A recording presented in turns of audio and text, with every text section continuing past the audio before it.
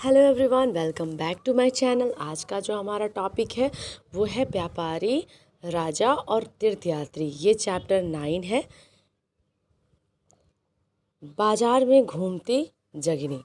जगनी अपने गांव के मेले की आस लगाए बैठी थी। स्टील के चमकदार बर्तन, रंग बिरंगी प्लास्टिक की बाल्टियाँ, सोख रंगों के प्रिंटों वाले कपड़े, चाबी से चलने वाले मज़ेदार खिलौने उसे बहुत अच्छे लगते थे। इन चीज़ों को बेचने वाले दुकानदार बसों और ट्रकों पर आते थे और रात को अपना सामान समेट कर वापस चले जाते थे। जगनी को हैरानी होती थी कि ये लोग हमेशा इस तरह क्यों घूमते रहते हैं। उसकी माँ ने बताया कि वे लोग व्यापारी थे। वे चीज़ों को उन जगहों से खरीदते हैं जहाँ ये बनाए जाते हैं और फिर उन्हें मेले में ला के बेचते थे। व्यापार और व्यापारियों के बारे में जानकारी। अध्याय 8 में तुमने उत्तर के काले पॉलिश वाले बर्तनों के बारे में पढ़ा है।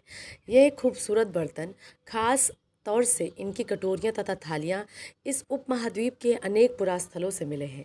सवाल उठता है कि इन जगहों पर ये बर्तन कैसे पहुँचे होंगे। ऐसा अनुमान लगाया जाता है कि जहाँ ये बनते थे वहाँ से व्यापारी इन्हें ले जाकर अलग अलग जगहों पर बेचते थे। दक्षिण भारत सोना, मसाले, खास तौर पर काली मिर्च तथा कीमती पत्थरों के लिए प्रसिद्ध था। काली मिर्च की रोमन साम्राज्य में इतनी मांग थी कि इसे काले सोने के नाम से भी जाना जाता था। व्यापारी इन सामानों को समुद्री जहाज़ों और सड़कों के रास्ते रोम पहुंचाते थे। दक्षिण भारत में ऐसे अनेक रोमन सोने के सिक्के मिले हैं। इससे यह अंदाज़ा लगाया जाता है कि उन दिनों रोम के साथ बहुत अच्छा व्यापार चल रहा था। क्या तुम बता सकती हो कि ये सिक्के भारत कैसे आए और क्यों पहुँचे होंगे? व्यापार से जुड़ी एक कविता। व्यापार के प्रमाण हमें संगम कविताओं से भी मिलते हैं। नीचे लिखी कविता में पूर्वी समुद्र तट पर स्थित पुहार पतन पर लगाए जाने वाले माल का वर्णन मिलता है। समुद्र जहाज़ों पर लाए गए तेज तर्रार घोड़े, गाड़ियों पर काली मिर्च की गठियारी, हिमालय से मिले रत्न और सोना, दक्षिण की पहाड़ियों से चंदन की लकड़ियाँ, दक्षिण सागर के मोती और पूर्वी सागर के मूंगे, गंगा और कावेरी की फसलें, श्रीलंका से आए खाद्यान्न, म्यांमार के बने मिट्टी के बर्तन और दुर्लभ कीमती आयात। कविता में उल्लेखित चीज़ों की एक सूची बनाइए। क्या तुम बता सकते हो कि इन चीज़ों का उपयोग किस लिए किया जाता होगा? व्यापारियों ने कई समुद्री रास्ते खोज निकाले। इनमें से कुछ समुद्र के किनारे चलते थे, कुछ अरब सागर और बंगाल की खाड़ी पार करते थे। नाविक मानसूनी हवाओं का फ़ायदा उठाकर अपनी यात्रा जल्दी पूरी कर लेते थे। वे अफ्रीका या अरब के पूर्वी तट से इस उपमहाद्वीप के पश्चिमी तट पर पहुंचना चाहते थे तो दक्षिण पश्चिम मानसून के साथ चलना पसंद करते थे। इन लंबी यात्राओं के लिए मजबूत जहाज़ों का निर्माण किया जाता था। समुद्र तटों से लगे राज्य। इस उपमहाद्वीप के दक्षिण भाग में बड़ा तटीय प्रदेश है। इसमें बहुत से पहाड़, पठार और नदी के मैदान हैं। नदियों के मैदानी इलाकों में कावेरी का मैदान सबसे उपजाऊ है। मैदानी इलाकों तथा तटीय इलाकों के सरदारों और राजाओं के पास धीरे धीरे काफ़ी संपत्ति और शक्ति हो गई है। संगम कविताओं में मूवेंदार की चर्चा मिलती है। यह एक तमिल शब्द है जिसका अर्थ है 3 मुखिया। इसका प्रयोग 3 शासक परिवारों के मुखिया के लिए किया गया है। ये थे चोल, चेर तथा पांड्य, जो करीब 2300 साल पहले दक्षिण भारत में काफ़ी शक्तिशाली माने जाते थे। इन तीनों मुखिया के अपने दो दो सत्ता केंद्र थे। इनमें से एक तटीय हिस्से और दूसरा अंदरूनी हिस्से में था। इस तरह 6 केंद्रों में से 2 महत्वपूर्ण थे। एक चोलों का पतन पुहार तथा कावेरी पट्टिमनम, दूसरा पांडवों की राजधानी मदुरै। ये मुखिया लोगों से नियमित कर के बजाय उपहारों की मांग करते थे। कभी कभी ये सैनिक अभियानों पर भी निकल पड़ते थे और आसपास के इलाकों से शुल्क वसूल कर लाते थे। इनमें से कुछ धन वे अपने पास रख लेते थे। बाकी अपने समर्थकों, नाथ, रिश्तेदारों, सिपाहियों तथा कवियों के बीच भी बांट देते थे। अनेक संगम कवियों ने उन मुखियाओं की प्रशंसा में कविताएं लिखी हैं जो उन्हें कीमती जवाहरात, सोने, घोड़े, हाथी, रथ या सुंदर कपड़े दिया करते थे।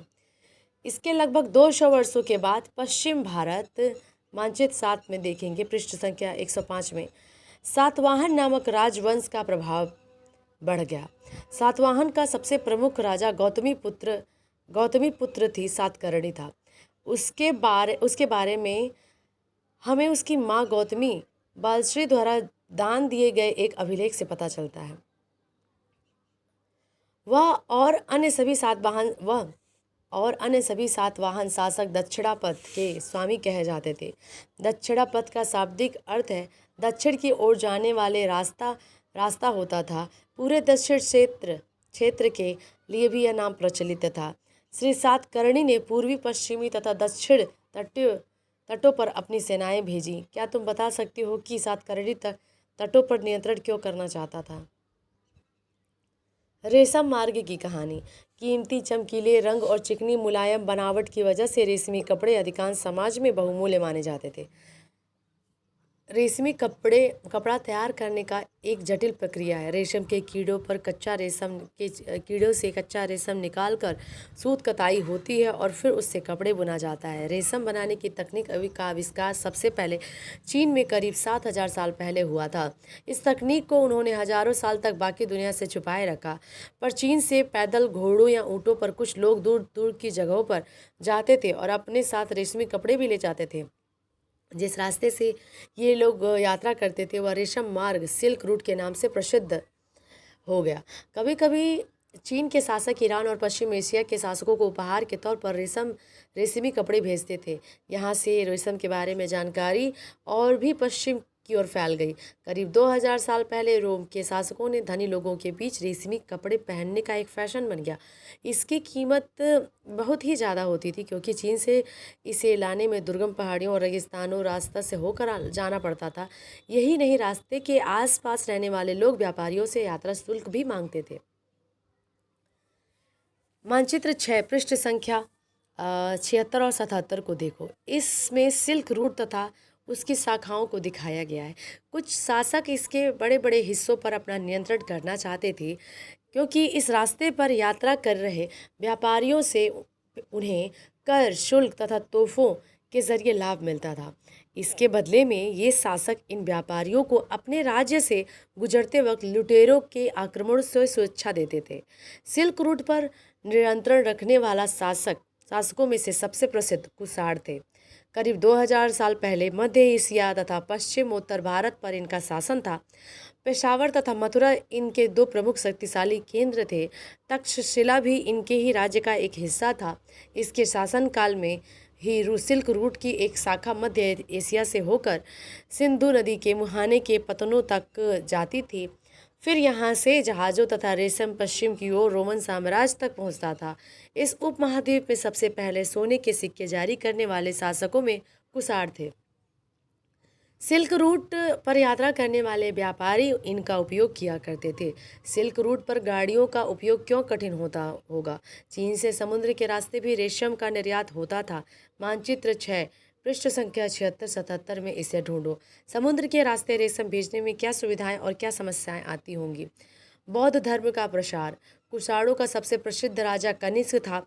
उसने करीब 1900 साल पहले शासन किया। उसने एक बौद्ध परिषद का गठन किया जिसमें एकत्र होकर विद्वान महत्वपूर्ण विषयों पर विचार विमर्श करते थे। बुद्ध की जीवनी, बुद्ध चरित्र के रचनाकार कवि अश्वघोष कनिष्क के दरबार में रहते थे। अश्वघोष तथा अन्य बौद्ध विद्वानों ने अब संस्कृत में लिखना शुरू कर दिया था।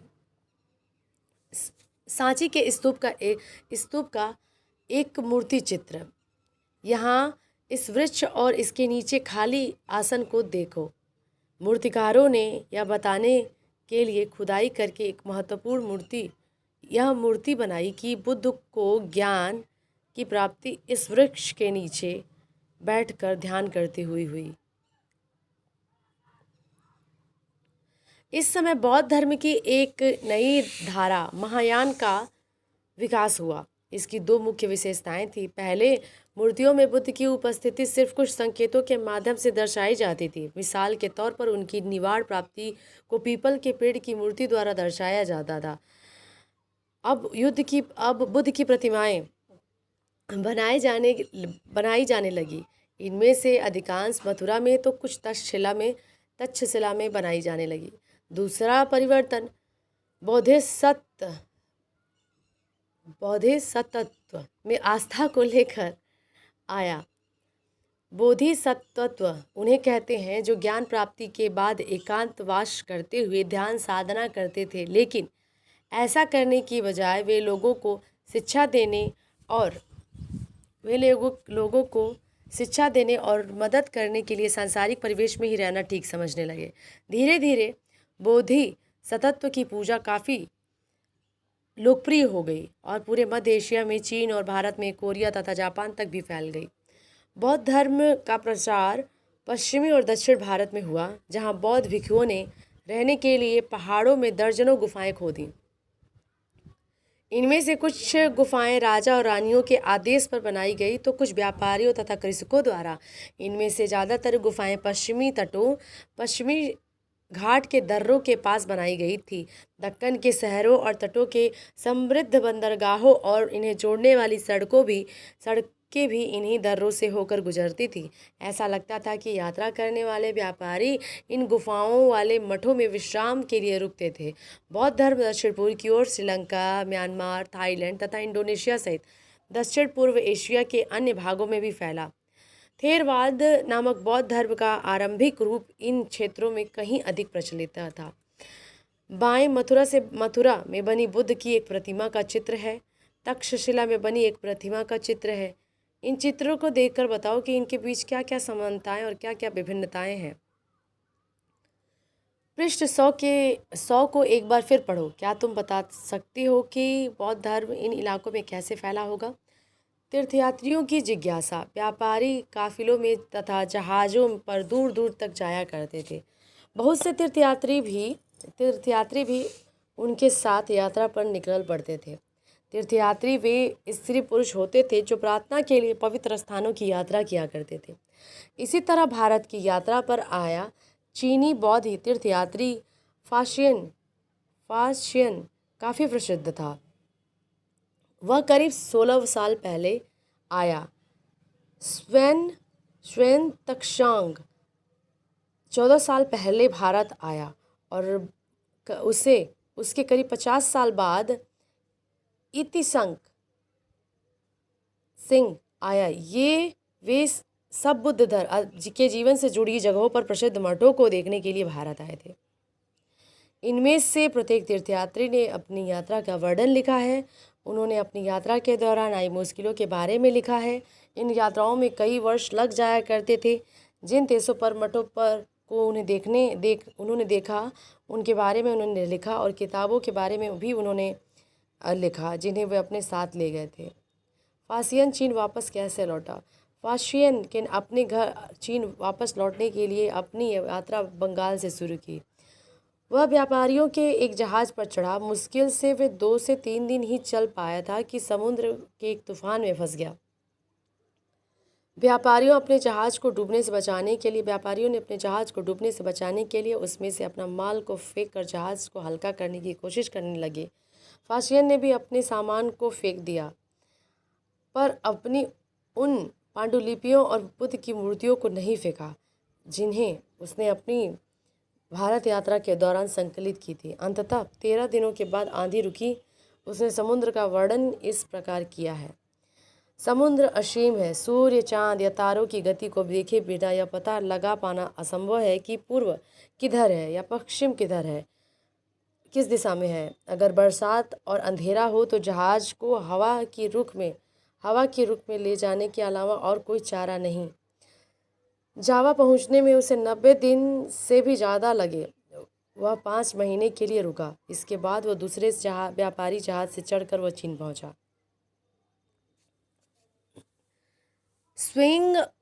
स्वयं तक्षांग पूर्व भूमार्ग से उत्तर पश्चिम और मध्य एशिया होकर चीन वापस लौटा।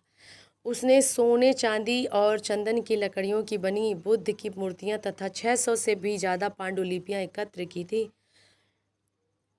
इन्हें वह लगभग 20 घोड़ों पर लाद कर लेकर गया, पर इससे 50 पांडुलिपियों इनमें वो 50 पांडुलिपियों उससे खो गई जब सिंधु नदी पार करते हुए उसकी नाव पलट गई।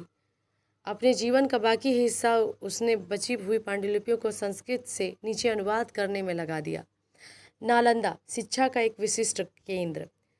स्वेन तक्षांग तथा अन्य तीर्थयात्रियों ने उस समय के सबसे प्रसिद्ध बौद्ध विद्या केंद्र नालंदा बिहार में अध्ययन किया। उसने नालंदा के बारे में इस प्रकार लिखा, यहाँ के शिक्षक योग्यता तथा बुद्धि में सबसे आगे हैं। बुद्ध के उपदेशों का यह पूरी ईमानदारी से पालन करते हैं। मठ के नियम काफ़ी सख्त हैं जिन्हें सबको मानना पड़ता है। पूरे दिन वाद विवाद चलते ही रहते हैं जिसमें युवा और वृद्ध दोनों ही एक दूसरे की मदद करते हैं। विभिन्न शहरों से विद्वान लोग अपनी शंकाएं दूर करने यहाँ आते हैं। नए आगंतुकों से पहले द्वारपाल की कठिन प्रश्न पूछते हैं। उन्हें अंदर जाने की अनुमति तभी मिलती है जब वे द्वारपाल को सही उत्तर देते हैं।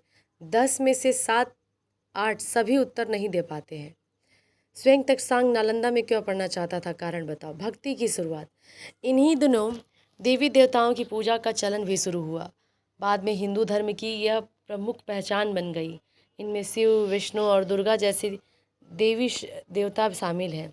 इन देवी देवताओं ने पूजा भक्ति परंपरा के माध्यम से की जाती है। भक्ति उस समय काफ़ी लोकप्रिय परंपरा बन गई। किसी देवी देवता के प्रति श्रद्धा को ही भक्ति कहा जाता है। भक्ति का पथ सबके लिए खुला है, चाहे वो धनी हो, गरीब हो, ऊंची जाति का हो, नीची जाति का हो, स्त्री हो, पुरुष हो।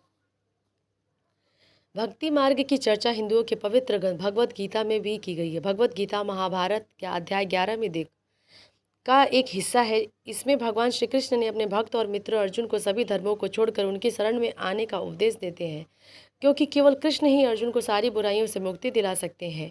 पूजा का रूप धीरे धीरे देश के विभिन्न भागों में फैलने लगा। भक्ति मार्ग अपनाने वाले लोग आडंबर के साथ पूजा पाठ करने के बजाय ईश्वर के प्रति लगन और व्यक्तिगत पूजा पर जोर देते थे। वराह के रूप में विष्णु।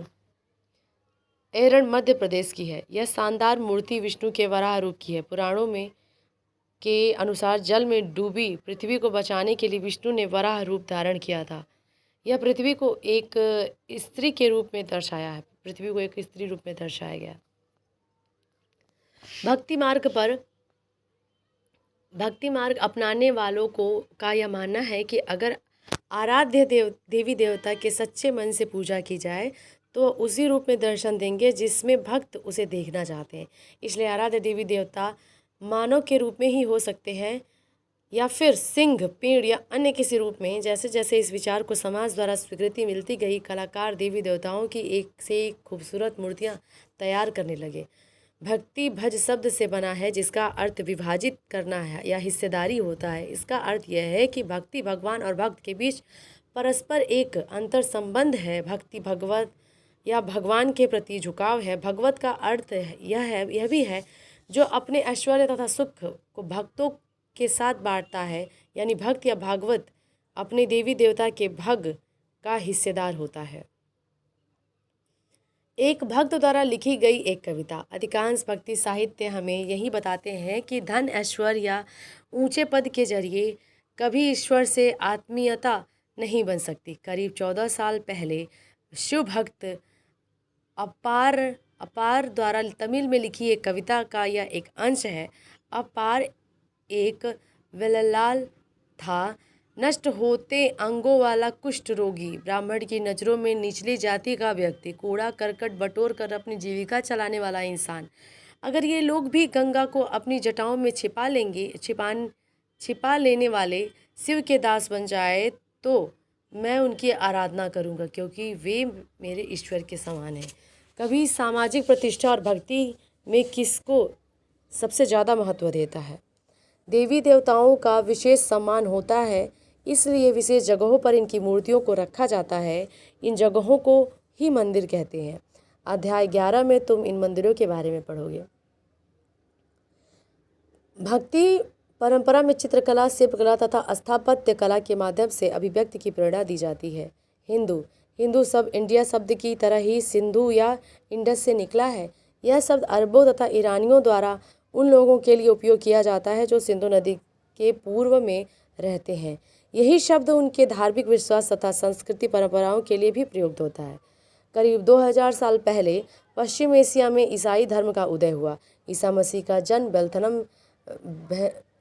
बेथलहम में हुआ, जो उस समय रोमन साम्राज्य का हिस्सा था। ईसा मसीह ने स्वयं को इस संसार का उद्धारक बताया। उन्होंने दूसरों को प्यार देने वाला और उसी तरह से दूसरों पर विश्वास करने का उपदेश दिया। जिस तरह हर व्यक्ति दूसरों से प्यार और विश्वास की उम्मीद करता है, बाइबिल में ईसा मसीह के उपदेश की बातें लिखी हैं। यहाँ इनका एक अंश दिया गया है। धन्य है वो लोग जो धर्म और न्याय के लिए भूखे प्यासे रहते हैं, उनकी कामनाएं पूरी हों। जो दयालु हैं वे धन्य हैं, क्योंकि उन्हें दया मिलेगी। धन्य है वे जो दिल के पवित्र हैं, क्योंकि वे ईश्वर के दर्शन कर सकेंगे। धन्य है वे जो शांति स्थापित करते हैं, वो वही ईश्वर की संतान कहलाएंगे। ईसा मसीह के उपदेश साधारण लोगों को बहुत पसंद आए और धीरे धीरे यह पश्चिमी एशिया, अफ्रीका तथा यूरोप में फैल गया। ईसा मसीह की मृत्यु के 100 साल के अंदर ही भारतीय उपमहाद्वीप के पश्चिमी तट पर ईसाई धर्म प्रचारक पश्चिमी एशिया से आए। केरल के ईसाइयों को सीरियाई ईसाई कहा जाता है, क्योंकि संभवतः ये पश्चिम एशिया से आए थे। वे विश्व के सबसे पुराने ईसाइयों में से एक हैं। कल्पना करो तुम्हारे पास कोई पांडुलिपि है जिसे एक चीनी तीर्थयात्री अपने साथ ले जाना चाहता है। उसके साथ अपनी बातचीत का वर्णन करो। उपयोगी शब्द। ये चैप्टर भी हमारा आज ख़त्म हो गया। Bye bye, take care.